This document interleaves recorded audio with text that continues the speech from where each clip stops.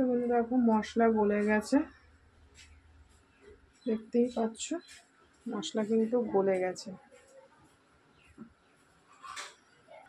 আমি তেল দিয়ে দিয়েছি, তেল গরম হয়ে গেছে, 2-4টে জিরে ফোড়ন দিয়ে দেবো। রান্নায় একদম মন নেই, জানি না কি হবে। এবারে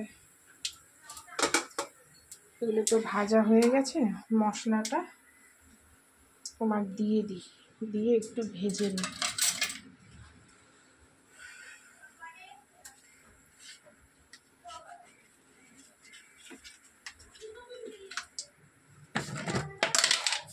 তেলে একটু লবণ দিয়ে দিই, তাহলে তেলটা ছিটবে না।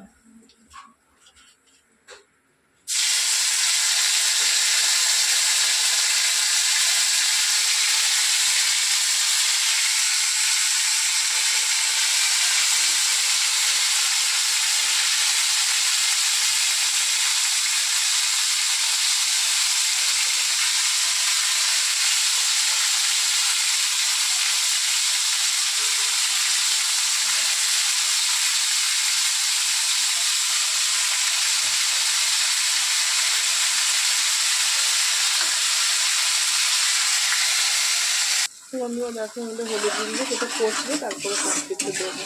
তো চলো এটা হোক।